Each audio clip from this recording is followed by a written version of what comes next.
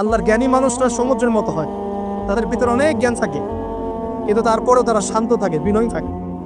আর যাদের ভিতরে সম্পদ কম তাদের লাফালাফি বেশি। কথা বুঝতে পারছেন? সাগর এত শক্তিশালী হওয়া সত্ত্বেও আপনি তার সামনে গিয়ে দাঁড়ালে সে আপনার পা ধুয়ে দেয়। আল্লাহ বিনয়ী মানুষরা এমনই হয়, অনেক শক্তিশালী হওয়া সত্ত্বেও, সম্পদশালী হওয়া সত্ত্বেও তারা আপনার পা ধুয়ে দিক। অনেক শেখার আছে, অনেক কিছু। সাগর সম্পর্কে অনেক আয়াত আছে কোরআনে। যখন সাগরে নৌযান চলাচল করে তখন আল্লাহ পাক যদি ঝড় ঝাপটা দেন, প্রাকৃতিক কোনো বিপর্যয় দেন, তাহলে মানুষ মুখলেসভাবে আল্লাহকে ডাকা শুরু করে। যখন সে সেখান থেকে উদ্ধার পায়, আল্লাহ পাক উদ্ধার করে দেন, বিপদ থেকে বাঁচিয়ে দেন, আবার সে আল্লাহর সাথে শিরিক করা শুরু করে। এই আয়াতগুলো সূরা ইউনূসের মধ্যে আছে। তো আমরা চেষ্টা করব সাগরের মতো সম্পদশালী হওয়ার জন্য। সম্পদশালী ভিতর থেকে, ভিতরে সম্পদ থাকবে, যেমন ভিতরে জ্ঞান থাকবে, কিন্তু বাইরে বিনয়ী ভাব থাকবে। সাগরের মধ্যে পা ধুয়ে দেওয়ার মানসিকতা থাকতে হবে। এবং যখন সে আল্লাহর হুকুমে গর্জন প্রদান করা শুরু করে, তখন কিন্তু সামন পিছন সব ভাসিয়ে নিয়ে চলবে। তাই নর্মালি শান্ত থাকতে হবে, যখন আল্লাহর হুকুম আসবে তখন ছাপিয়েও করতে হবে। কথা কি বুঝতে পারছেন? সমুদ্রের মতো অনেক কিছু শেখার আছে। এগুলো শিখতে হলে আগে দৃষ্টিভঙ্গি চেঞ্জ করতে হবে। সাধারণ মানুষের মতো সব দেখলে হবে না, আপনাকে খিদির আলাইহিস সালামের মতো দেখতে হবে। কার মতন? মুসা আলাইহিস সালাম বলছেন যে নৌকা ফুটা করলেন কেন? সূরা কাহফ কেউ পড়েছেন? সূরা কাহফ পড়েছেন তো? নবী মুসা আলাইহিস সালাম বলছেন নৌকা ফুটা করলেন কেন? তিনি বলছেন নৌকা ফুটা না করলে জলদস্যু নিয়ে চলে যেত। মুসা আলাইহিস সালাম বলছেন নিষ্পাপ বাচ্চাকে হত্যা করলেন কেন? খিদির আলাইহিস সালাম বলছেন এই বাচ্চাকে হত্যা না করলে এই বাচ্চা বড় হয়ে বড় কাফের হতো, পিতা মাতাকেও কাফের বানান।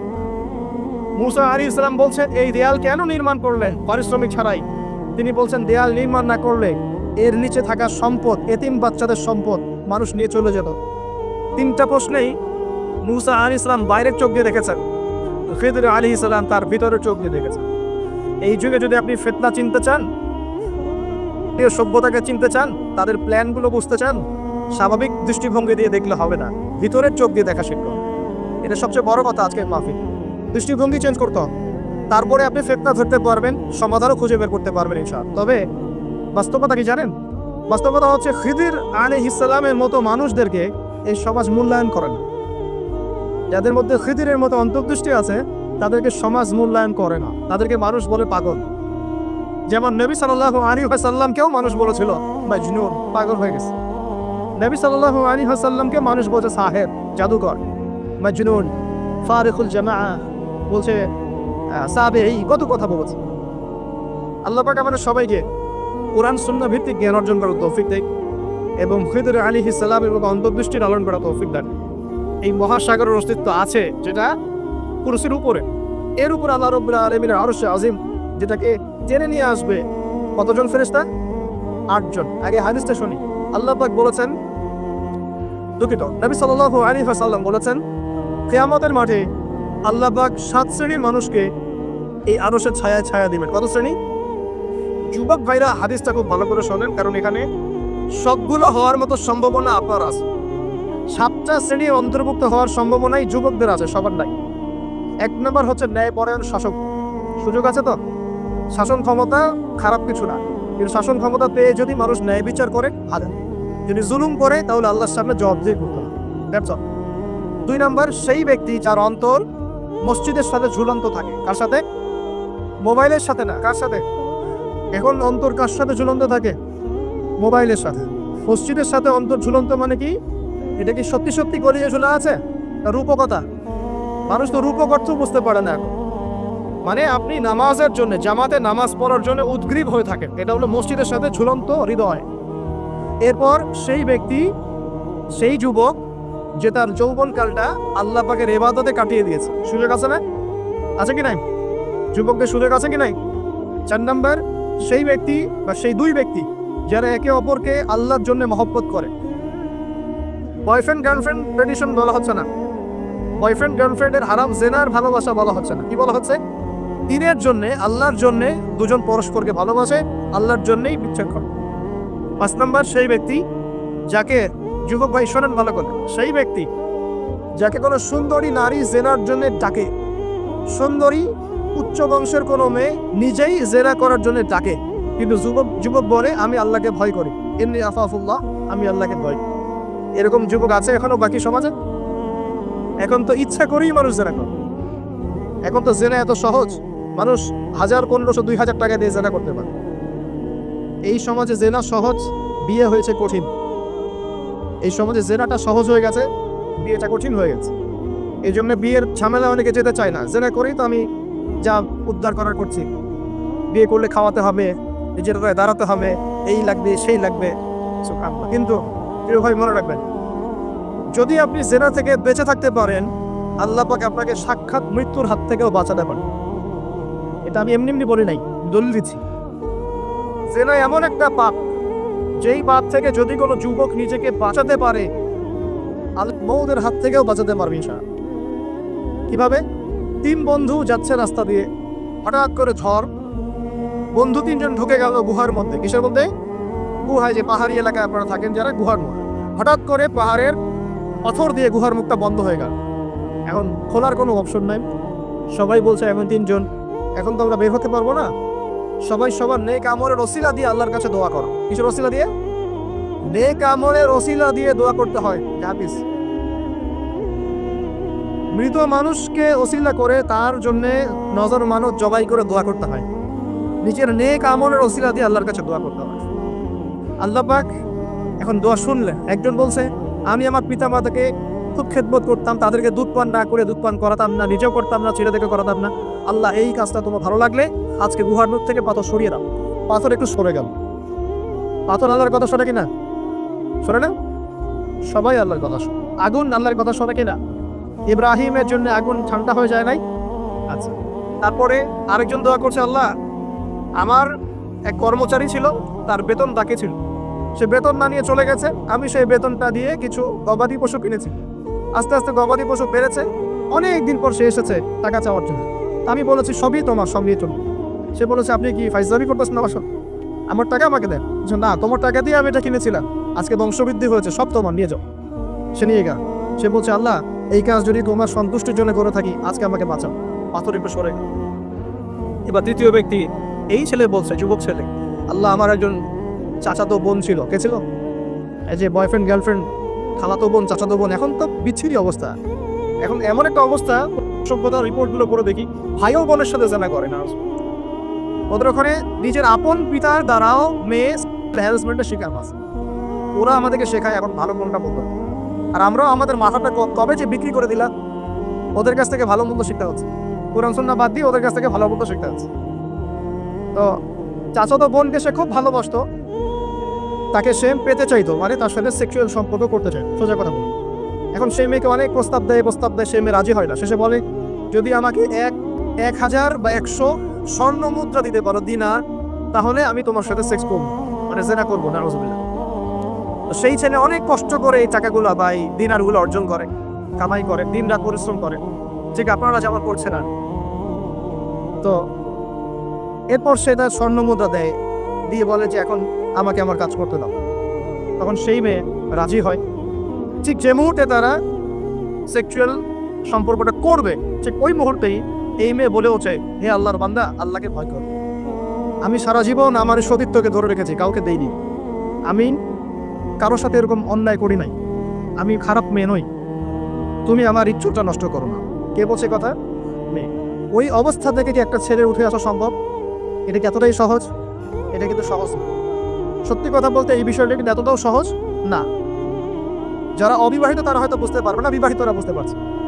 তো ওই অবস্থা থেকে সেই টাকাগুলো না নিয়ে সেই স্বর্ণমন্ত্র মেয়েকে দিয়ে ওখান থেকে সেই ছেলে উঠে আসে আল্লাহর ভয়ে।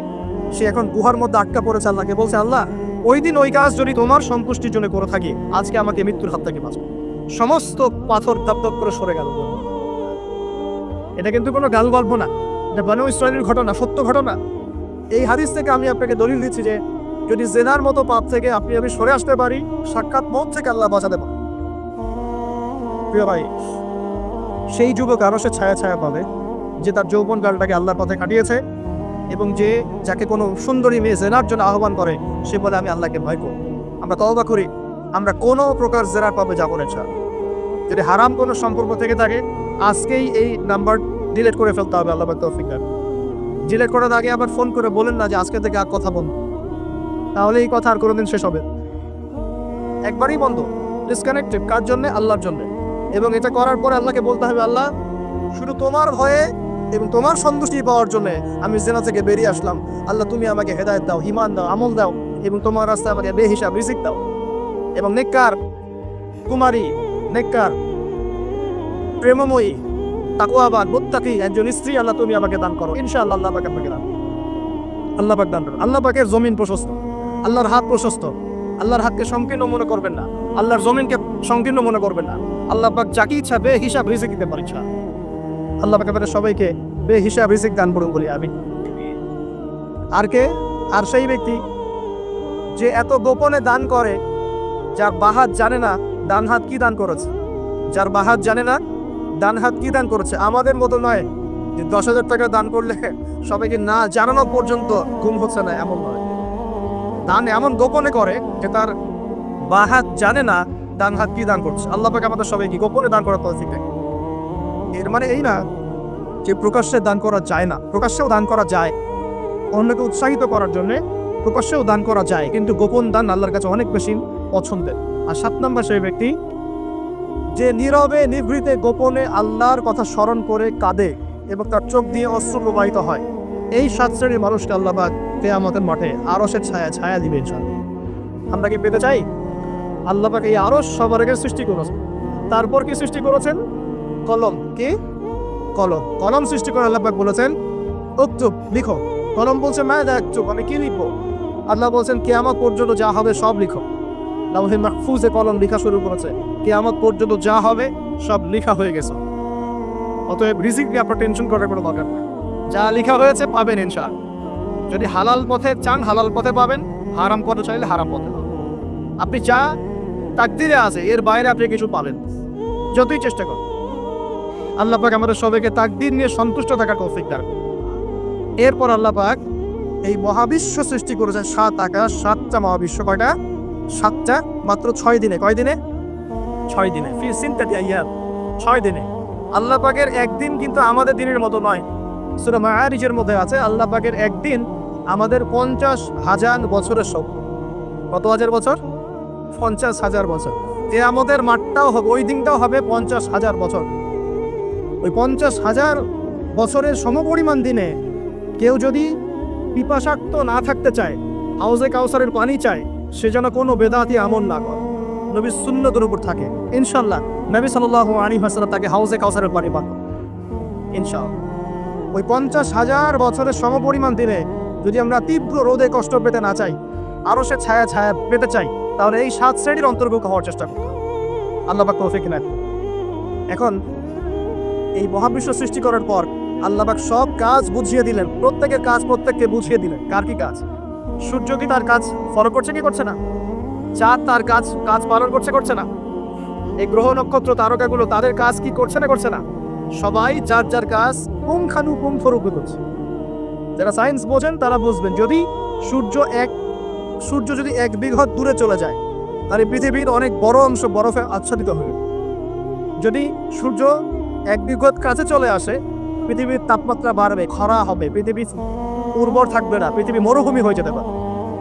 তো মহাবিশ্বের প্রতিটা সৃষ্টি আল্লাহ পাকের আদেশ পালন করে চলে।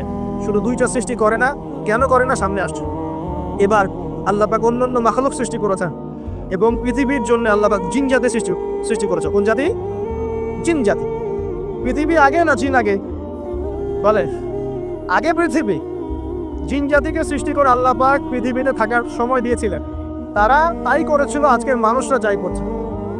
তারা আল্লাহ পাকের বিরুদ্ধাচরণ করা শুরু করছে। আল্লাহ পাক তাদেরকে ধ্বংস করে দিয়েছে। তবে একজনকে রেখে দেওয়া হয়েছে। কাকে? তার নাম হচ্ছে ইবলিস। কি নাম?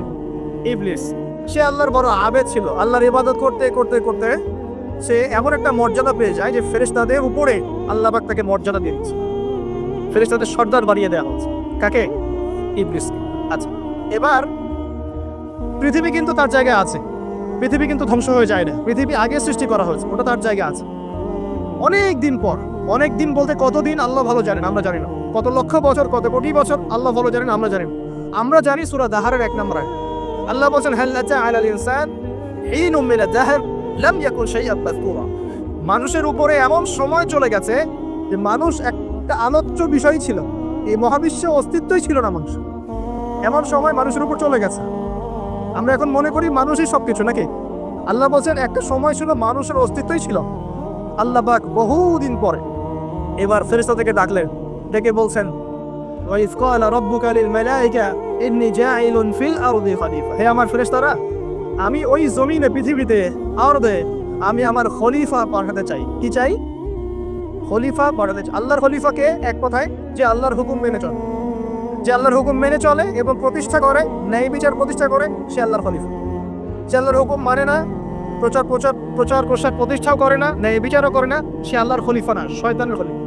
কথা ক্লিয়ার? আচ্ছা, এবার ফেরেশতারা কি বলছেন? ফেরেশতারা বলছেন, তাজআলু ফিহা মান ইউফসিদু ফিহা ওয়া ইয়াসফিকু দিমা। আপনি কি এমন কাউকে সৃষ্টি করতে যাচ্ছেন যে পৃথিবীতে গিয়ে ফিতনা ফাসাদ করবে আর রক্তপাত ঘটাবে? কয়টা কাজ করবে? দুইটা। ফিতনা ফাসাদ করবে, রক্তপাত ঘটাবে। আজকে সারা দুনিয়ায় মানুষ ফিতনা করছে কিনা? পরিবেশ বিপর্যয় করছে, পলিটিক্সে ফিতনা, ইকোনমিক্সে ফিতনা, সমাজে ফিতনা, কালচারে ফিতনা, এখন এডুকেশনও ফিতনা, সবখানেই ফিতনা। তো এইটাই ফেরেশতারা বলেছিলেন যে মানুষ ফিতনা সৃষ্টি করবে আর কি করবে? রক্তপাত ঘটাবে। সারা বিশ্বে রক্তপাত ঘটাচ্ছে কিনা মানুষ? ঘটাচ্ছে না? এই তো প্রথম বিশ্বযুদ্ধে কত মানুষ মারা গেছে? 3 থেকে 4 কোটি। 3 থেকে 4 কোটি। নবী সাল্লাল্লাহু আলাইহি ওয়াসাল্লাম এবং সাহাবীরা যত যুদ্ধ করেছেন ইসলামের জন্য, সবগুলো যুদ্ধের পরিসংখ্যান মিলালে 10,000 মানুষও মারা যায় না। 10,000ও না। আর তোমাদের শুধু প্রথম বিশ্বযুদ্ধেই 3 থেকে 4 কোটি মানুষ মারা গেছে। সেকেন্ড ওয়ার্ল্ড ওয়ারে মারা গেছে 7 থেকে 8 কোটি মানুষ। ভিয়েতনাম যুদ্ধে এরকম প্রায় 4 থেকে 5 লক্ষ, আরও বেশি হতে পারে। চায়নায়, রাশিয়ায়, আপনার ইতালিতে যে বড় বড় রেভলিউশনগুলো হয়েছে, দেখবেন লক্ষ লক্ষ মানুষ মারা গেছে, লক্ষ লক্ষ। এই যে শুরু হয়েছে ইউক্রেন রাশিয়া, এই যুদ্ধে এত তাড়াতাড়ি থামবে না, এই যুদ্ধে এত দ্রুত বন্ধ হবে না, এটা কন্টিনিউয়াসলি চলতে থাকবে। ওদের প্ল্যান ছিল সিরিয়াকে নিয়ে, সিরিয়াকে কেন্দ্র করে তার একটা মালহামা চেয়েছিল, গ্রেট ওয়ার, বিশ্বযুদ্ধ। ওটা হয়নি, আলহামদুলিল্লাহ হয় না, আলহামদুলিল্লাহ হয়নি। এখন নতুন পরিকল্পনা হচ্ছে যে ইউক্রেন রাশিয়া ইস্যু নিয়ে সারা ওয়ার্ল্ডে একটা ফিতনা সৃষ্টি করবে। অলরেডি তারা ফিতনা সৃষ্টি করেই ফেলেছে। গ্যাসের দাম বেড়ে গেছে, তেলের দাম বেড়ে গেছে, এক্সপোর্ট ইম্পোর্ট করা হচ্ছে, অনেক সমস্যা হচ্ছে। এবং এটাকে জিয়ে রাখা হচ্ছে অস্ত্র দিয়ে, প্রযুক্তি দিয়ে, হ্যাঁ, ট্যাঙ্ক দিয়ে, সমরাস্ত্র দিয়ে ওরা জিয়ে রাখছে যুদ্ধটাকে, যে চলুক, কন্টিনিউয়াসলি চলতে থাক। কারণ তাদের উদ্দেশ্য হচ্ছে পুরো বিশ্বে একটা ম্যাসাকার যুদ্ধ লাগানো। এটা আস্তে আস্তে আপনারা বুঝতে পারবেন, আমাকে কিছুই বলতে হবে না, আস্তে আস্তে আপনারা এমনি বুঝতে পারেন। সারা বিশ্বে একটা গ্রেট ওয়ার হতে পারে, যেটাকে মিলিটারি অ্যাফেয়ার্স যারা বুঝেন তারা বলেন যে নিউক্লিয়ার ওয়ার বা পারমাণবিক যুদ্ধের কথা। এটা কিন্তু আমাদের দরজায় দাঁড়িয়ে আছে। আমরা দোয়া করি এমনটা না হোক, কিন্তু হতে পারে। আমরা দোয়া করি এমনটা না হোক, কিন্তু হতে পারে। হলে কি হবে সেই চিন্তা আমাদের করতে হবে। তো যারা বলে ইসলাম তরবারির জোরে ছড়িয়েছে, তাদের এইসব কথা বলার কোনো অধিকার নাই, এদের লজ্জা করা উচিত। কারণ শুধু ফার্স্ট ওয়ার্ল্ড ওয়ারেই 3 থেকে 4 কোটি মানুষকে তারা মেরে ফেলছে। আমরা কি তরবারের জোরে ইসলাম প্রচার করেছি, নাকি আদর্শের জোরে হয়েছে? আদর্শ দেখে, মুসলিমদের চরিত্র দেখে, তাদের চারিত্রিক মাধুর্য দেখে, কোরআন সুন্নাহর প্রামাণ্যতা দেখে লক্ষ লক্ষ মানুষ ইসলাম কবুল করেছে, আলহামদুলিল্লাহ। এখনও করছে, আলহামদুলিল্লাহ। এখন যে সারা বিশ্বে মানুষ মুসলিম হচ্ছে, কোন জায়গায় মুসলিমরা গলার জোরে, তরবারের জোরে ইসলাম প্রচার করছে দেখান দেখি। এখন কি বিশ্বে মানুষ মুসলিম হচ্ছে না? হচ্ছে কি না? পশ্চিমা সভ্যতার মানুষরা মুসলিম হচ্ছে না? এখন কি আমরা যুদ্ধ করছি তরবারি দিয়ে? ওদেরকে ধরে রেখেছি, এই ইসলাম কবুল কর, এটা বলেছে? প্রিয় ভাইরা, এটা বলতে চাচ্ছিলাম, ফেরেশতারা বলেছেন রক্তপাত ঘটাবে আর ফাসাদ সৃষ্টি করবে। তারা কি সঠিক না ভুল? ফেরেশতারা সঠিক না ভুল? সঠিক। তারা কি গায়েব জানতেন? উত্তর না। তারা কিসের আলোকে বলেছেন? যে বাসিরা, দূরদর্শী না।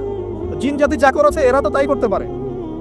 আল্লাহ পাক কি বলছেন? আল্লাহ পাক বলছেন, ইন্নী আ'লামু মা লা তা'লামুন, আমি যা জানি তোমরা তা জানো না। মানে আমার অনেক শুকরগুজার বান্দা থাকবে যারা আমার আনুগত্য করবে, আমার বিরুদ্ধে যারা বলবে।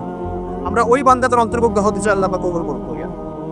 এটা বলে রাখি যে জান্নাতের 120টা কাতার হবে। কয় কাতার? 120 কাতার। এর মধ্যে 80টা কাতার হবে উম্মতে মুহাম্মাদের মধ্য থেকে। এবার আল্লাহ পাক আদম আলাইহিস সালামকে সৃষ্টি করলেন নিজ হাতে। সূরা সাদের মধ্যে আল্লাহ পাক বলেছেন, খালাকতু বিয়াদাই, আমি নিজ হাতে ওকে সৃষ্টি করেছি। আল্লাহর হাত কেমন সেটা ব্যাখ্যা করার দরকার নেই, এগুলো নিয়ে চিন্তা করতে যাবেন। আল্লাহ পাকের মতোই কারোর সাথে সাদৃশ্যপূর্ণ। আল্লাহ পাক এবার আদম আলাইহিস সালামকে সৃষ্টি করে নাম শিক্ষা দিলেন। ওয়াল্লামা আদামাল আসমাআ কুল্লাহা, এই মহাবিশ্বে যত জ্ঞান আল্লাহ পাক আদম আলাইহিস সালামের শিক্ষা দিলেন। এখান থেকে দলিল পেলাম আমাদের পিতা বানর থেকে হয় নাই, আমাদের পিতাকে আল্লাহ পাক সৃষ্টি করেছে। আমাদের পিতাকে কে সৃষ্টি করেছেন? আল্লাহ রাব্বুল আলামিন। তাও আবার নিজ হাতে, মানে কি ভালোবাসা দিয়ে, ভালোবেসে, মহব্বতের সাথে। এই খলাকতু বিয়াদাই, আমি নিজ হাতে সৃষ্টি করেছি, এই কথা মানুষ ছাড়া, আদম আলাইহিস সালাম ছাড়া অন্য কারো জন্য আল্লাহ পাক বলেন নাই। অন্য সবার জন্য আল্লাহ পাক বলেছেন ইদা আরাদা শাইআন আইয়াকুলা লাহু কুন ফায়াকুন। যখন আল্লাহ পাক কিছু করতে চান খালি বলেন কুন হও, ফায়াকুন হয়ে যায়। ওখানে আল্লাহ পাক বলেন নাই সাগর সৃষ্টি করেছে হাত দিয়ে, এই গ্রহ নক্ষত্র সৃষ্টি করেছে আমার হাত দিয়ে। আল্লাহ পাক এমনটা বলেন নাই। আদম আলাইহিস সালামকে আল্লাহ পাক কত মহব্বত করেন, আল্লাহ পাক বলছেন যে আমি তাকে আমার নিজ হাতে সৃষ্টি করেছি। আজকে তোমরা শেখাচ্ছ মানুষকে আস্তাগফিরুল্লাহ, মানুষ বানর থেকে হচ্ছে। কত বড় কুফরি, কত বড় শিরক, কত বড় লজ্জা। নিজের সম্মান মানুষ নিজের হাতে নষ্ট করতে পারে, নিজের সম্মান নিজে নষ্ট করতে পারে। আমাদেরকে আল্লাহ সৃষ্টি করেছেন আদম আলাইহিস সালাম থেকে। তারপরে যান, শুধু সৃষ্টি করেন নাই, আল্লাহ পাক সমস্ত নাম শিক্ষা দিয়েছেন। নাম মানে এখানে শুধু নাম, মঙ্গল, নেপচুন, প্লুটো এগুলো না। নাম মানে হচ্ছে জ্ঞান। নাম মানে কি? জ্ঞান। একটা এক্সাম্পল দেই, যখন আপনি বাচ্চাকে বলেন যে A for Apple, A for কি? অ্যাপল যে শিখাচ্ছেন, অ্যাপল বলতে কিন্তু সে শুধুমাত্র একটা ওয়ার্ড শিখে না, ও কিন্তু শিখে অ্যাপল মানে একটা এমন কিছু যেটা খেতে হয়। কি করতে হয়? খেতে হয়। যখন আপনি শেখান এ ফর অ্যান্ট, ও বুঝতে পারে অ্যান্ট হচ্ছে একটা সৃষ্টি, এটা চলাচল করে কালো কালো দেখতে, ও কিন্তু মাথার মধ্যে ওটা ছবি এঁকে নেয়। তো এটা নাম মানে শুধু নাম না, জ্ঞান। আল্লাহ পাক আদম আলাইহিস সালামকে সমস্ত জ্ঞান শিক্ষা দিলেন। আল্লামাল ইনসান মা লাম ইয়ালাম, আল্লাহ বলছেন আমি মানুষকে সেই জ্ঞান শিক্ষা দিয়েছি যা মানুষ জানতো না। মানে আমরা সৃষ্টিগতভাবে জ্ঞানী ছিলাম না, আল্লাহ পাক জ্ঞান শিক্ষা দিয়েছেন। কোন জ্ঞান শিক্ষা দিয়েছেন? যে জ্ঞান ফেরেশতাদেরও ছিল না। বলেন সুবহানাল্লাহ। আল্লাহ পাক জ্ঞান শিক্ষা দিয়ে ফেরেশতাদের সামনে নিয়ে গিয়ে বলছেন তোমরা এই নামগুলো বলো দেখি। ফেরেশতারা বলছেন লা ইলমা লানা ইল্লা মা আল্লামতানা, আল্লাহ আমাদের তো সেই জ্ঞান নাই, যা আপনি শিখিয়েছেন অতটুকুই জানি, এর বেশি জানি না। এবার আল্লাহ পাক বলছেন ইয়া আদম আম্বিহুম বিআসমাইহিম, আদম তুমি সব নাম বলে দাও দেখি। আদম আলাইহিস সালাম সমস্ত নাম দর করে সব বলে দেন। আমাদের পিতা জ্ঞানী ছিলেন না? ছিলেন না। আল্লাহ পাক নিজে তাকে জ্ঞান শিক্ষা দিয়েছে। আর আমরা বলছি মানুষ আস্তাগফিরুল্লাহ অন্য প্রাণী থেকে আসছে। সুবহানাল্লাহ, কত অদূরদর্শী মানুষেরা, কত সুদূর প্রসারী একটা কুফরি মতবাদ। এবার আল্লাহ পাক আদম আলাইহিস সালামকে বলছেন তুমি নাম বলে দাও, তিনি সব নাম বলে দিলেন। এবার গিয়ে আল্লাহ পাক ফেরেশতাদেরকে বলছেন এবার তোমরা একটা কাজ করো। ইয কুলনা লিল মালাইকাতি ইসজুদু লি আদম, তখন আল্লাহ পাক বলছেন আমি ফেরেশতাদেরকে বললাম তোমরা সবাই এখন আদমকে সিজদা করো। করে সুবহানাল্লাহ, কত সম্মান আমাদের পিতা। মহাবিশ্বে ফেরেশতাদের সামনে আল্লাহ পাক তাকে সিজদা করালেন ফেরেশতাদেরকে দিয়ে। ফাসজাদু, সবাই সিজদা করলো, ইল্লা ইবলিস। কে সিজদা করলো না? ইবলিস। এখানে একটা বিষয় মনে রাখেন, আমাদের পিতাকে কিসের কারণে সম্মানিত করা হয়েছে? শারীরিক গঠন, চেহারা সৌন্দর্য, টাকা পয়সা, রিজিক, কোনটার কারণ? এইটাই মনে রাখবেন। মুসলিম উম্মাহ যদি আজকে সারা বিশ্বের নেতৃত্ব দিতে চায়, সবাইকে জ্ঞানী হতে হবে, জ্ঞানের বিপ্লব ঘটাতে হবে। বলেন সুবহানাল্লাহ, বলেন আমিন।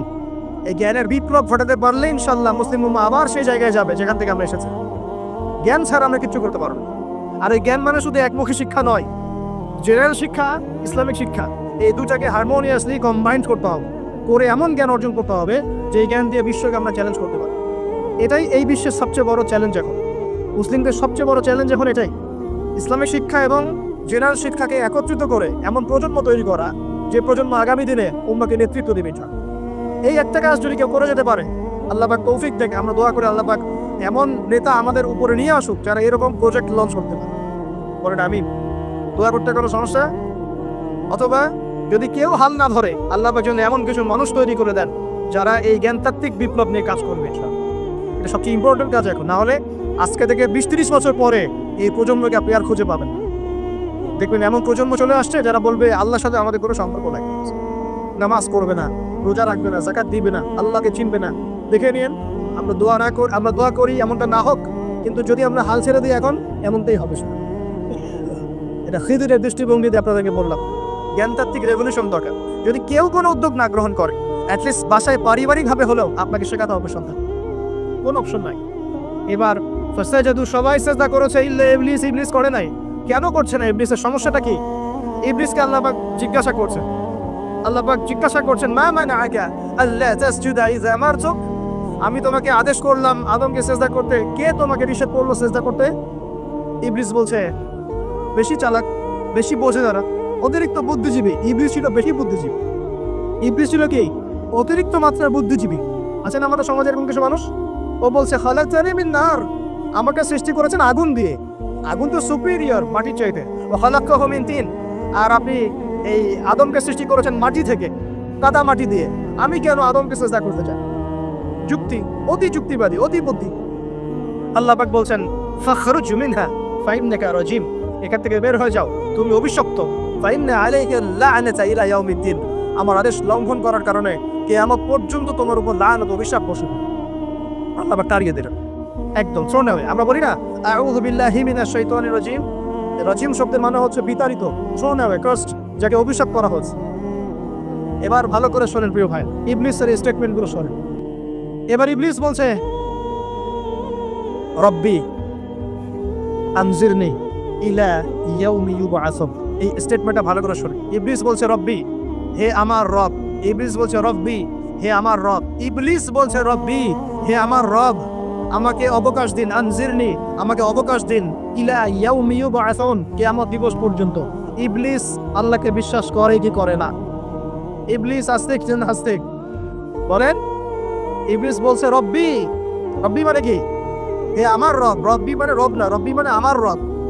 রব্বুন মানে রব, রব্বুহু তার রব, রব্বুহুম তাদের রব, রব্বুকা মানে তোমার রব, রব্বুকুম মানে তোমাদের রব। রব্বি মানে কি? আমার রব, রব্বুনা আমাদের রব। এটা গ্রামার, বুঝতে পারছেন? ইবলিস বলছে রব্বি মানে কি? হে আমার রব, আনজিরনি, আমাকে অবকাশ দিন, ইলা ইয়াউমি ইউবআসুন, কিয়ামত দিবস পর্যন্ত। ইবলিস আস্তিক না নাস্তিক? তাহলে এখন বলেন তো, আমরা যারা দুনিয়াতে আল্লাহকে অস্বীকার করছি তারা ইবলিসের চেয়ে বড় না ছোট? দলিল দিলাম তো, নাকি এমনি এমনি বললাম? আচ্ছা, আল্লাহ পাক বলছেন যাও, ফাইন্নাকা মিনাল মুনজারিন, তোমাকে অবকাশ দেয়া হলো, কারণ কিয়ামত পর্যন্ত সময় আল্লাহর কাছে খুব বেশি কিছু, একদিনেরও কম, অল্প সময়, একটা সকাল একটা সন্ধ্যার মতো। ঠিক আছে, দিলাম, যাও। এবার ইবলিস চ্যালেঞ্জ করছে। এই চ্যালেঞ্জটা আমাদের সবাইকে মনে রাখতে হবে। সারা জীবন ইবলিসের এই স্টেটমেন্টটা মনে রাখতে হবে। সেটা কি? ইবলিস বলছে ফাবিমা আগওয়াইতানি, সূরা আরাফ করে দেখবেন। ইবলিস বলছে ফাবিমা আগওয়াইতানি, আপনি যে আদমের কারণে আমাকে আজকে বের করে দিলেন জান্নাত থেকে, লা কুউদান্না লাহুম সিরাতাকাল মুস্তাকিম, আমি সেই আদমের সরল পথে পথ পেতে বসে থাকব, চুপটি খাপটি মেরে বসে থাকব, খাপটি মেরে ওর জন্য বসে থাকব। আর সুম্মা লায়াতিয়ান্না মিন বাইনি আইদিহিম, আমি অবশ্যই তার সামন থেকে আসবো। সুম্মা লায়াতিয়ান্নাহুম মিন বাইনি আইদিহিম, আমি আদম সন্তানদের সামন থেকে আসবো, সামন থেকে মানে সরাসরি ওয়াসওয়াসা দিব। ওয়া মিন খালফিহিম, পেছন থেকে আসবো মানে পিছন থেকে ওয়াসওয়াসা দিব। ওয়া আন আইমানিহিম, ডান দিক থেকে ওয়াসওয়াসা দিব। ওয়া আন শামাইলিহিম, বাম দিক থেকে আসবো। ওয়া লা তাজিদু আকসারাহুম শাকিরিন, আপনি বেশিরভাগ আদম সন্তানকে শুকরগুজার পাবেন না। ইবলিস ঠিক বলেছে না ভুল বলেছে? বেশিরভাগ মানুষ নামাজ পড়ে না, বেশিরভাগ মানুষ সুদ খায় কি খায় না, বেশিরভাগ মেয়ে এখন বেপরদায় চলে কি চলে না, বেশিরভাগ মানুষ এখন অন্যায় করে কি করে না, বেশিরভাগ মানুষই আল্লাহ থেকে দূরে চলে। ইবলিস কিন্তু ঠিকই বলেছে, ঠিক বলে নাই? আচ্ছা, আল্লাহ পাক বলছেন ঠিক আছে যাও, তোমার চ্যালেঞ্জ তোমার জায়গায়, তবে আমার বান্দারা যদি সারা জীবন অন্যায় করার পরে একবার, যদি একটা বার মন থেকে তাওবাতান নাসুহা মানে প্রকৃত তওবা করে, খালেস তওবা করে, আল্লাহর কাছে ফিরে আসে, বলে আস্তাগফিরুল্লাহ, আল্লাহ আমাকে মাফ করে দাও, রব্বিগফির ওয়ারহাম, আল্লাহ মাফ করো, ক্ষমা করো, আস্তাগফিরুল্লাহ আল্লাযী লা ইলাহা ইল্লা হুয়াল হাইয়ুল কাইয়্যুম ওয়া আতুবু ইলাইহি, বা আমার কাছে একটা বার যদি মাফ চায়, ক্ষমা চায়, তার সারা জীবনের গুনাহ আমি মাফ করে দেব। আর কি চাই? যে বললাম না আমাদেরকে ভালোবেসে আল্লাহ সৃষ্টি করেছে। এবার ইবলিস চলে গেল, আর আদম আলাইহিস সালামের পাঁজর থেকে আল্লাহ পাক সৃষ্টি করলেন হাওয়া আলাইহিস সালাম। বলে সুবহানাল্লাহ। কারণ সঙ্গিনী ছাড়া আমরা চলতে পারবো না, পারবো? যারা চিরকুমার সঙ্গে নাম লেখা ট্রেন থেকে বের হয়ে আস, এখন চিরকুমার থাকার টেন্ডেন্সি মানুষের, চিরকুমার থাকতে হবে কেন? সঙ্গীত দরকার আছে কি নাই? আছে। একা একা লাগে, মানুষ একা একা চলতে পারে না। ইব্রাহিম আলাইহিস সালাম একা চলে আসছেন, তার সাথে সারা আলাইহিস সালাম ছিলেন। আমাদের নবীজি যখন একা, তার সাথে খাদিজা রাদিয়াল্লাহু আনহা ছিলেন। ঠিক আছে? ঠিক একইভাবে আদম আলাইহিস সালাম একা একা জান্নাতে, আল্লাহ পাক তার পাঁজর থেকে সৃষ্টি করলেন কাকে? হাওয়া আলাইহিস সালাম। বলে রাখি, হাওয়া আলাইহিস সালাম ছিলেন পৃথিবীর সবচেয়ে সুন্দরী নারীদের একজন। দুজন নারীকে সবচেয়ে সুন্দরী বলা হয়, কয়জন? একজন হাওয়া আলাইহিস সালাম, আর একজন ইব্রাহিম আলাইহিস সালামের স্ত্রী সারা আলাইহিস। মনে থাকবে? এখানে মনে রাখবেন, নিজে যদি পবিত্র থাকেন, নিজের চরিত্রকে পবিত্র রাখেন, ইনশাল্লাহ আপনি সব দিক থেকে ভালো একজন মেয়ে পাবেন। নিজের চরিত্র ঠিক থাকবে না, জেনা করবেন 10 ঘাটের পানি খেয়ে আসবেন, দেখবেন যাকে বিয়ে করেছেন ও 15 ঘাটের পানি খেয়ে আসে। সতর্ক থাকবেন, আল্লাহ পাক হেফাজত করুন বলে আমি। এবার তারা দুজন জান্নাতে থাকতে লাগলেন। আল্লাহ পাক বলছেন, তুমি মনোযোগ দেন, আল্লাহ বলছেন যে তোমরা দুজন জান্নাতে থাকো। ফাকুলা মিনহা রাগাদান হাইসু শি'তুমা, জান্নাতে যা ইচ্ছা তোমরা খাও, কোনো সমস্যা নেই, থাকো খাও। ওয়ালা তাকরাবা হাদিহি শাজারা, কিন্তু একটা আদেশ করছি তোমাদেরকে, এই যে গাছটা দেখছো এই গাছের কাছেও যাবে না। শব্দগুলো বোঝার চেষ্টা করো। আল্লাহ পাক বলছেন না যে গাছের ফল খাবে না, আল্লাহ পাক বলছেন গাছের কাছেও যাবে না। ঠিক যেমন আল্লাহ বলছেন ওয়ালা তাকরাবু আমওয়ালাল ইয়াতীম, এতিমের মালের কাছেও যাবে না। আল্লাহ বলছেন এতিমের মাল খেও না। আল্লাহ বলছেন ওয়ালা তাকরাবুজ জিনা, জেনার কাছেও যেও না। আল্লাহ কিন্তু বলছেন না জেনা করো না। ঠিক একই ভাষায় আল্লাহ পাক বলছেন ওয়ালা তাকরাবা হাদিহি শাজারা, তোমরা দুজন এই গাছের কাছেও যাবে না। দ্যাটস অল, আর কোনো সমস্যা নেই, জান্নাতে থাকবে। এবার তারা জান্নাতে থাকতে লাগলেন। থাকতে থাকতে এক পর্যায়ে ইবলিস ওয়াসওয়াসা দেওয়া শুরু করলো। কি ওয়াসওয়াসা দিল যে আমাদের পিতামাতা সেখানে চলে গেলেন। আবার বিষয় তো নাকি কি এমন বললো ইবলিস যেটা আমাদের পিতামাতা রিসিভড হয়ে গেলেন। এই কথাটা আছে সূরা তাহা, কোন সূরা? তাহা পড়ে দেবেন। আল্লাহ পাক বলছেন ইবলিস আমাদের পিতাকে বোঝাচ্ছে, বলছে ইয়া আদম, হে আদম, হাল আদুল্লুকা, আমি কি তোমাকে জানিয়ে দিব, খবর দিব, আলা শাজারাতিল খুলদি ওয়া মুলকিন লা ইয়াবলা, এমন একটা গাছের কথা কি জানিয়ে দিব যেই গাছের কাছে গেলে বা তার ফল খেলে তুমি দুটো জিনিস পাবে, চিরস্থায়িত্ব পাবে, কোনোদিন মরবে না, আর বিশাল ক্ষমতার মালিক হবে। অন্য আয়াতে আসছে যে তোমরা ফেরেশতা হয়ে যাবে। এই দুটো কথা। তাহলে কি প্রলোভন দিল? চিরস্থায়িত্বের প্রলোভন এবং কি অমরত্বের প্রলোভন, অমরত্ব এবং ক্ষমতা। একটু মনোযোগ দেন, এই দুনিয়াতে যারা আল্লাহর পথ থেকে বিচ্যুত হয়ে গেছে বেশিরভাগ এই দুটো ক্ষমতার ফাঁদে, না হলে দুনিয়ার এই যে মোহ, অমরত্ব, দুনিয়ার জীবন নিয়ে পড়ে থাকা, এই দুনিয়ার প্রেমেই মানুষ নিজের পথ হারিয়ে ফেলছে। এই দুটোই হয়েছে। এক পর্যায়ে পিতা মাতা চলে গেলেন, ফল খেয়ে ফেললেন, যদিও ফল খাওয়ার কথাটা কোরআনে নাই, কোরআনে আছে তারা গাছের কাছে চলে গেলেন। কি হলো গাছের কাছে যাওয়ার পরে? ফালাম্মা যাকাশ শাজারা, আল্লাহ পাক বলেন যখন তারা গাছের কাছে চলে গেলেন, ভাই লক্ষ্য করেন, যখন তারা গাছের কাছে চলে গেলেন প্রথম যে ঘটনা ঘটলো, বাদাত লাহুমা সাওআতুহুমা, তাদের যে কাপড় ছিল জান্নাতের কাপড়, তাই কাপড়টা থাপাস করে খুলে। এখানে যদি আপনার কাপড়টা খুলে যায় কেমন লাগবে? বা কেউ যদি জোর করে কাপড় আপনার খুলে ফেলে কেমন লাগবে? কেউ যদি 10 জন জোর করে ধরে আপনার কাপড় খুলে দেয় কেমন লাগবে? আপনি নিজের জীবনের চাইতে বেশি কাপড়টা ধরে রাখার দিকে মনোযোগী হবেন না? আমাদের পিতা মাতাকে শয়তান জান্নাতে ফেরেশতাদের সামনে লগ্ন করে গেল, কাপড় খুলে করে গেল। তার মানে জান্নাতে আমাদের পিতা মাতাকে লগ্ন করেছে কে? ইবলিস। তাহলে দুনিয়াতে যারা এখন আমাদের গা থেকে কাপড় খুলতে চায়, বেপর্দায় চলতে চায়, পর্দাকে কুপ্রথা বলে, কুসংস্কার বলে, যারা বলে যে অশ্লীলতার বিপ্লব ঘটুক, পোশাকের কোনো বাঁধা নিয়ম না থাকুক, সবাই স্বাধীন, যারা নগ্নতা অশ্লীলতার প্রচার প্রসার চায়, যারা মুসলিমদের গা থেকে কাপড় খুলতে চায়, এরা তাহলে কার হয়ে কাজ করছে? যেই কাজ শয়তান করেছে জান্নাতে, ওই কাজই তারা করছে এখন জমিনে। কথা কি প্রমাণ করতে পারলাম? প্রথম দুর্ঘটনা কোনটা? প্রথম দুর্ঘটনা এটা নয় যে তারা আল্লাহর হুকুম আহকাম ত্যাগ করেছেন, আল্লাহকে অস্বীকার করেছেন, কুফরি করেছেন, শিরক করেছেন, এগুলো হয়নি প্রথমে। সর্বপ্রথম দুর্ঘটনা হয়েছে গা থেকে কাপড় খুলে পড়ে গেছে, তাও জান্নাতে সবার সামনে। এবার আমাদের পিতামাতা কি অবস্থা চিন্তা করে, লজ্জাস্থান প্রকাশিত হয়ে গেছে। এবার তারা জান্নাতের গাছের পাতা ছিঁড়ে গা এই লজ্জাস্থান ঢাকা শুরু করলেন। এটা সূরা আরাফের মধ্যে আছে। এবার আল্লাহ পাক তাদেরকে বললেন, আলাম নাকুল লাকুমা, আমি কি তোমাদের দুজনকে বলি নাই, ইন্নাশ শাইতানা লাকুমা আদুউম মুবিন, শয়তান তোমাদের স্পষ্ট শত্রু, আমি কি তোমাদেরকে বলি নাই?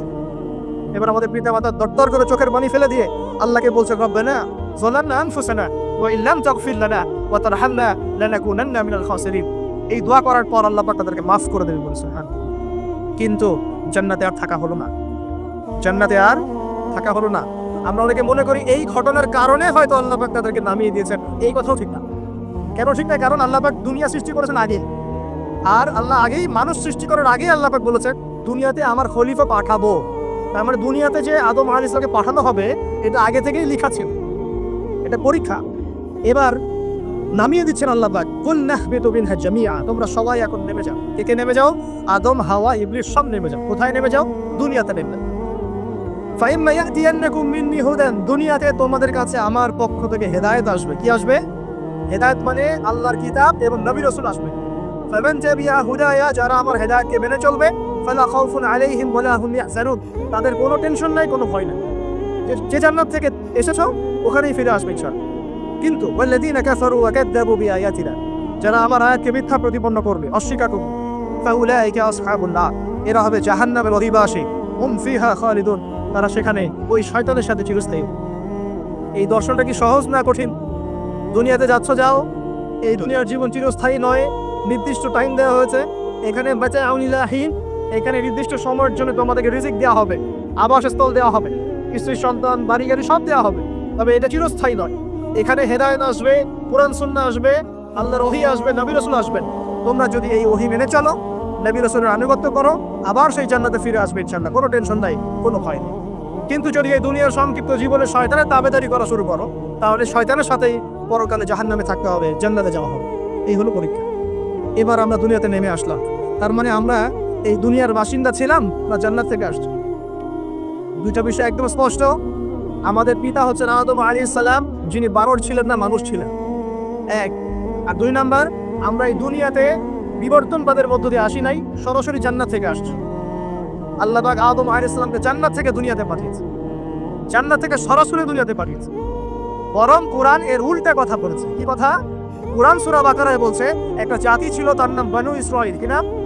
এই বনু ইসরাঈলের মধ্যে একটা দলকে আল্লাহ পাক বলেছিলেন শনিবারের দিনে মাছ ধরবে না। কি বলেছেন? শনিবারে, এই সাগর আছে আপনাদের মনে করেন, শনিবারে মাছ ধরবে। তো বনু ইসরাঈল বেশি চালাক, অতি চালাক, যারা ওই যে দখল করে বসে আছে, ওরা দাবি করে আর কি, আসলে এরা সত্যিকারের বনু ইসরাঈল নয়, এরা ইউরোপিয়ান জিউস, এরা কিন্তু সত্যিকারের বনু ইসরাঈল নয়। এখন এরা অতি চালাক, মাছ ধরে নাই, কিন্তু মাছ ধরার বাদ দিয়ে রাখছে, যে মাছ আসে বাদ দিয়ে রাখি, পরে ধরব। এই পাপের কারণে, এই সীমা লঙ্ঘন করার কারণে সূরা বাকারা এবং সূরা আরাফে আল্লাহ পাক বলেছে ওই মানুষগুলোকে আল্লাহ পাক বানর বানিয়ে দিয়েছে। তাহলে মানুষ থেকে বানর হয়েছে এই দলিল কোরআনে আছে, পড়ে দেখেন। মানুষ থেকে যে বানর হয়েছে এই দলিল কোরআনে আছে, সূরা বাকারায় আছে, সূরা আরাফের মধ্যে। শনিবারে সীমা লঙ্ঘন করার কারণে এই অপরাধ, এই পরিণতি আল্লাহ পাক কিছু মানুষকে দিয়েছে। তারা এখনো জীবিত আছে কিনা আমরা জানি না, ওদেরকে আল্লাহ পাক বেড়ে ফেলেছেন না বেঁচে আছে আমরা এগুলো জানি না, কারণ কোরআন এগুলো নিয়ে কথা বলে না, এতটুকু কোরআন বলেছে। তবে এখনো কিন্তু বহু বাইরের মানুষ আকৃতির প্রাণীকে আল্লাহ পাক ভেতর থেকে বানর বানিয়ে দিচ্ছেন না। এটা নিয়ে একটা কথা বলতে চাই, সেটা হলো কিয়ামতের আগে আগে আরো কিছু মানুষকে আল্লাহ পাক কিন্তু শূকর এবং বানরে পরিণত করবে। এই হাদিসটা কি জানেন? হাদিসটা শুনে রাখেন, এটা আখিরুজ জামান রাতে আমাদের আলামত সংক্রান্ত হাদিসগুলোর মধ্যে পাবেন। আল্লাহর রাসূল সাল্লাল্লাহু আলাইহি ওয়াসাল্লাম বলেছেন কিয়ামতের আগে আগে আমার উম্মতের মধ্যে, ভালো করে শোনেন, কিয়ামতের আগে আগে আমার উম্মতের মধ্যে একদল মানুষ বের হবে যারা মদ পানকে হালাল মনে করবে। কাকে? মদ পান করাকে হালাল মনে করবে। যারা বাদ্যযন্ত্র, গায়িকা নায়িকা এগুলো নিয়ে নর্তকী নাচাবে রাতের বেলা, এগুলোকে হালাল মনে করবে।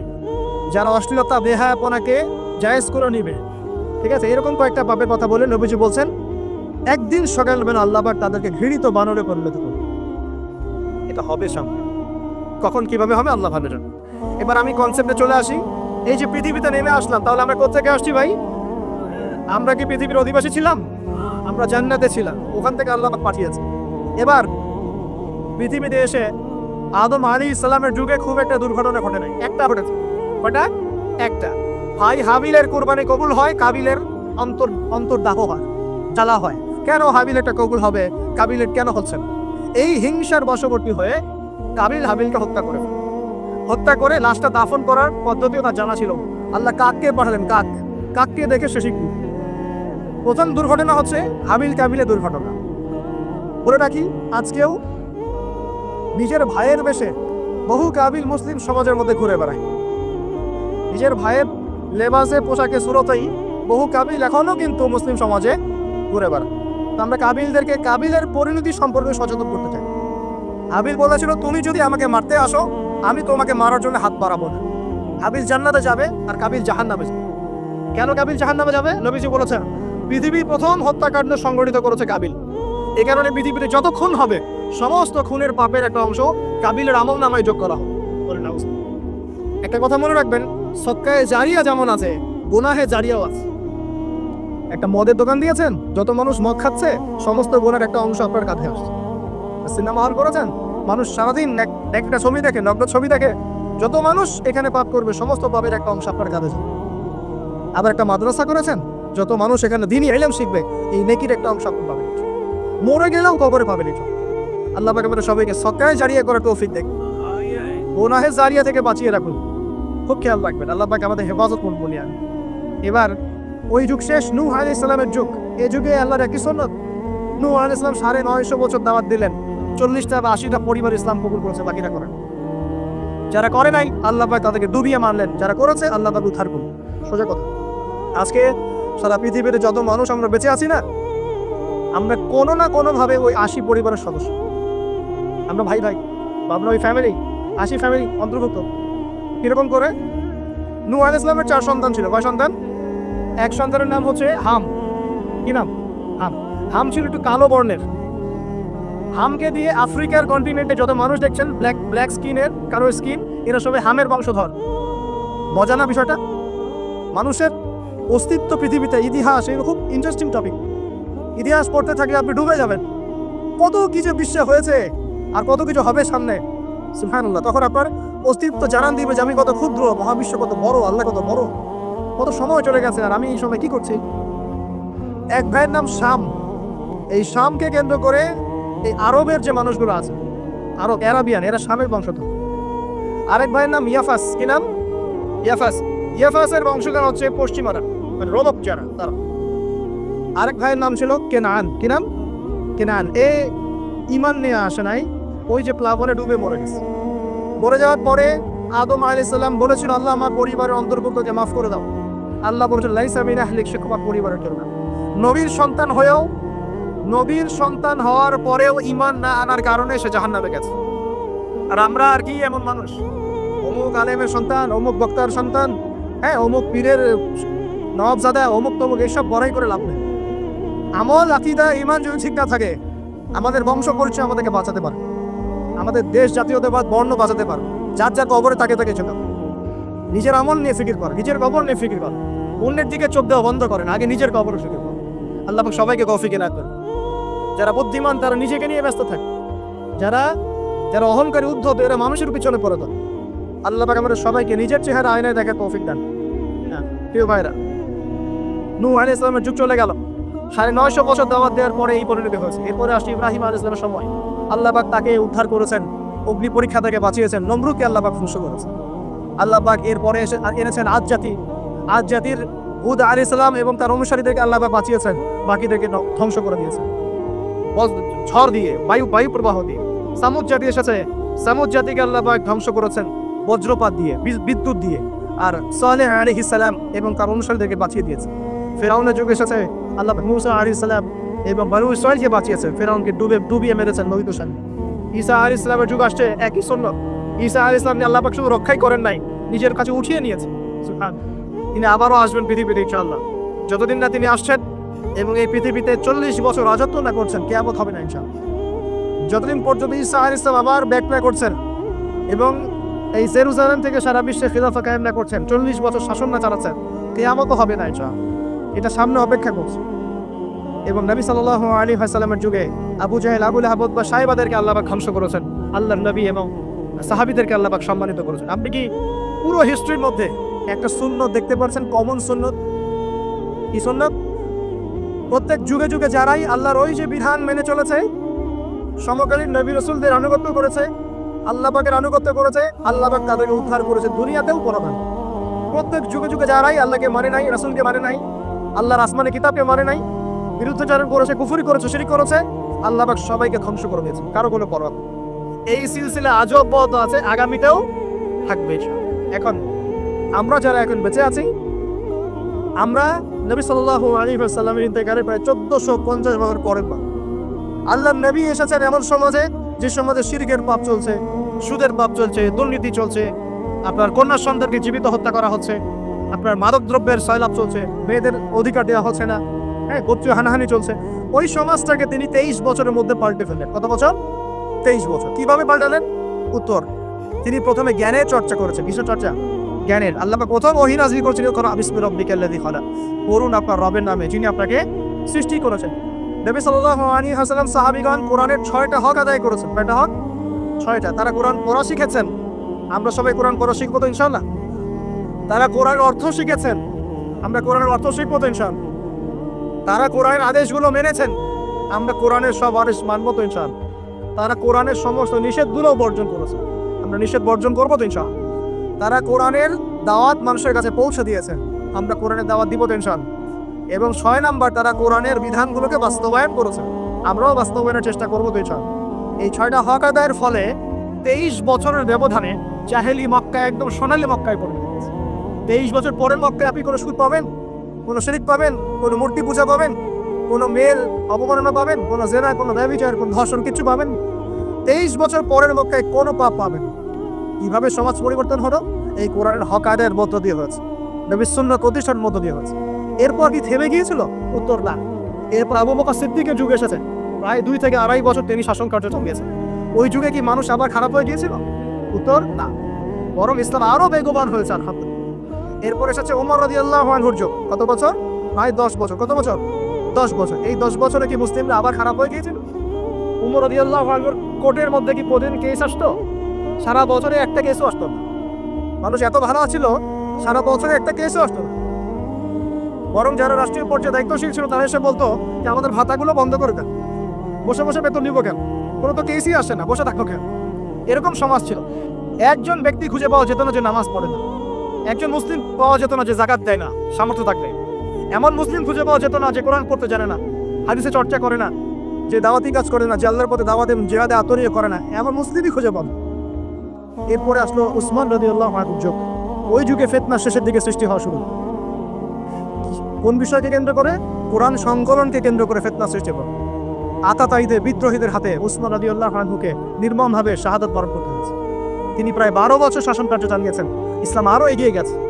এরপর এসেছে আলী রাদিয়াল্লাহু আনহুর যুগ। আলী রাদিয়াল্লাহু আনহুর খেলাফতে ওই উসমান রাদিয়াল্লাহু আনহুর ঘটনাকে কেন্দ্র করে, হত্যাকাণ্ডকে কেন্দ্র করে মুয়াবিয়া রাদিয়াল্লাহু আনহু এবং আলী রাদিয়াল্লাহু আনহুর মাঝখানে একটা ব্যাটল, যুদ্ধ হয়ে গেছে। এর নাম হলো সিফিনের যুদ্ধ। কিসের যুদ্ধ? সিফিন। যাই হোক, এক পর্যায়ে আলী রাদিয়াল্লাহু আনহুকে এরকম বিদ্রোহীদের হাতে, খারেজিদের হাতে শহীদ হতে হয়। পরে ইন্না লিল্লাহি ওয়া ইন্না ইলাইহি রাজিউন। তারপরে হাসান রাদিয়াল্লাহু আনহু অল্প কয়েকদিন শাসন কার্য চালান। তারপর উম্মার ঐক্যের খাতিরে তিনি তার শাসন কার্যের ভারটাকে মুয়াবিয়া রাদিয়াল্লাহু আনহুর হাতে সুপুর্দ করে দেন, যা ছেড়ে দিন।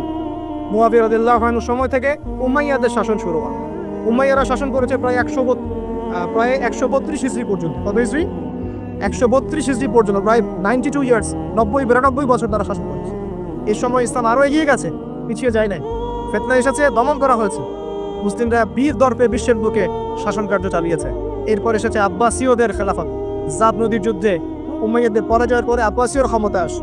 তারাও ইসলামকে এগিয়ে নেওয়ার চেষ্টা করছিল, ইসলাম এগিয়ে যাচ্ছে, জ্ঞান বিজ্ঞানের প্রসার হচ্ছিল। আলহামদুলিল্লাহ, ইসলাম পিছিয়ে যায় নাই, মুসলিমরা পিছিয়ে যায় নাই, সারা বিশ্বে দাপরের সাথে আমরা চলেছি। তারপর আস্তে আস্তে ওই আব্বাসীয়দের পতন শুরু হলো। কাদের হাতে? এই তাতারিদের হাতে, মঙ্গোলিয়ানদের। মাত্র 40 দিনের ব্যবধানে পুরো বাগদাদের মধ্যে প্রায় 20 থেকে 25 লক্ষ মানুষকে হত্যা করা হয়েছে। বাইতুল হিকমা ধ্বংস করে দেওয়া হয়েছে, লাইব্রেরি ধ্বংস করে দেওয়া হয়েছে, বইপত্রকে নদীতে ফেলে দেওয়া হয়েছে। তারা ছিল উগ্র জাতি। মঙ্গোলিয়ানদের নাম শুনে নাই? হালাকু খান নাম শুনেছেন? চেঙ্গিস খান, হালাকু খান নাম শুনে নাই? ওদের হাতে মুসলিমদের ব্যাপক দমন পীড়ন সহ্য করতে হচ্ছে। এভাবে যুগে যুগে তারপর ক্রুসেডাররা আসছে, ক্রুসেড 1, 2, 3টা ক্রুসেড হচ্ছে। আস্তে আস্তে উসমানীয়দের রাইজিং হয়েছে, ফাতেমি খেলাফত এসেছে, মামলুকদের শাসন এসেছে, এদিকে মুঘলরা শাসন করেছে, কর্ডোবার দিকে আব্দুর রহমান তারা শাসন করেছে। মানে এক কথায় সারা বিশ্বে মুসলিম শাসন ছিল। অটোমান এম্পায়ার 1923 এই সময়ের দিকে, 1914 থেকে 1923 এই সময় পর্যন্ত অটোমান এম্পায়ার এই বিশ্বে ছিল। তারপর প্রথম বিশ্বযুদ্ধে যখন তারা রাশিয়ার পক্ষ নেয়, এরপরে ব্রিটেন যখন জয়লাভ করে, এই সময় থেকে মুসলিমদের ডমিনেটেড হওয়ার সময়টা শুরু হয়েছে। তারপরে মুসলিমরা আস্তে আস্তে রাষ্ট্র ভাগ করে ফেলেছে, প্রত্যেক রাষ্ট্র টুকরা টুকরা হয়ে গেছে, ইউনিটি নষ্ট হয়ে গেছে, রাষ্ট্রের ভিতরে বিভিন্ন ফাসাদ তৈরি করে দেওয়া হয়েছে, মুসলিমদের ঐক্য ভেঙে গেছে, ইকোনমি দুর্বল হচ্ছে। সব মিলিয়ে আজকে মুসলিমদের আজকে এই অবস্থা হচ্ছে। আমাদের এখন যুবকরা চিনে না আল্লাহকে, নামাজ পড়তে মানুষ খুঁজে পাওয়া যাচ্ছে না, যাকাত দেওয়ার মানুষ পাওয়া যায় না। রমজান মাসে পার্ট টাইম রোজা রাখে, পার্ট টাইম তারাবি পড়ে, পার্ট টাইম জুমায় আসে, পার্ট টাইম ঈদে নামাজ পড়ে। প্রজন্ম আস্তে আস্তে এই জায়গায় চলে আসছে, আল্লাহকে চিনে না, রাসূলকে চিনে না, ইসলামের হিস্ট্রি জানে না, আমাদের শেকড় জানে না। এমনি এমনি হয়নি, লাস্ট 100 বছরে এই জায়গায় আমরা আসছি। লাস্ট 100 বছরের হিস্ট্রিকে ভালো করে পড়ে দেখবেন, বলার সময় নাই এখানে। লাস্ট 100 বছরের হিস্ট্রি পড়ে দেখবেন, যে জায়গায় আমরা ছিলাম সেখান থেকে একদম তলানিতে নেমে চলে আসছি। এখন প্রশ্ন হচ্ছে, এই অবস্থায় কি চিরস্থায়ী থাকবো, নাকি এখান থেকে আমরা সামনে যাব? সামনে যে এমনি এমনি যাওয়া হবে না এটা নিশ্চিত। সামনে যাওয়ার জন্য কিছু কাজ এবং ক্রাইটেরিয়া মেনটেন করতে হবে। আমরা জানি এরপরে আসবে শাসন, তারপরে আসবে নবী ঈসা আলাইহিস সালামের শাসন, তারপরে মেরে ফেলা হবে। আর মেরে ফেলার আগে তার অনুসারীদেরকে নিয়ে বিশ্ব শাসন করবে 40 বছর, 40 বছর না, 40 দিন। 40 দিন। প্রথম দিন হবে 1 বছরের সমান, দ্বিতীয় দিন হচ্ছে 1 মাস, তৃতীয় দিন 1 সপ্তাহের সমান। তারপরে দিনগুলো আমাদের দিনের মতোই। এরপর ঈসা আলাইহিস সালামের আগমনের মধ্য দিয়ে তা ধ্বংস হবে। এরপর ইয়াজুজ আর মাজুজ বের হবে। ইয়াজুজ আর মাজুজ খুব হিংস্র হবে, তাদেরকে করার ক্ষমতা মুসলিমরা থাকবে না। মুসলিমরা তুর পাহাড়ে আশ্রয় নেবে। আল্লাহ পাকের গজবে তাদের ঘাড়ের মধ্যে একটা ভাইরাস জন্ম নেবে, এতে তারা মারা যাবে। বড় বড় নখরওয়ালা প্রাণী আল্লাহ পাঠাবে, পাখি, এরা এসে তাদেরকে উঠিয়ে উঠিয়ে কোনো জায়গায় ফেলে দিবে, মহাবিশ্বের কোনো এক জায়গায় এনে ফেলে দেবে। তারপর আল্লাহ পাক বৃষ্টি বর্ষণ করবেন, প্রচুর বৃষ্টি বর্ষিত হবে এবং বিশ্বের এই জমিনটা উর্বর হবে। তখন একটা ডালিম দেখেছেন, ডালিম, একটা ডালিম একটা পরিবার খাবে। একটা ডালিমের খোসার মধ্যে একটা পরিবার আশ্রয় নিতে পারবে, এত বড় বড় ফসল হবে। 40 বছর ঈসা আলাইহিস সালাম এই বিশ্বকে শাসন করবে ন্যায়ের ভিত্তিতে, আদালতের ভিত্তিতে। ঘাটে মহিষে 1 ঘাটে পানি খাবে, বাঘে মহিষে 1 ঘাটে পানি খাবে, কেউ কারো উপর জুলুম করবে। এরপর তার বিয়ে শাদী হবে, সন্তান হবে এবং তার ইন্তেকাল হবে স্বাভাবিকভাবে, এবং তাকে দাফন করা হবে নবী মুহাম্মদ সাল্লাল্লাহু আলাইহি ওয়াসাল্লামের কবরের পাশে, রওজার পাশে।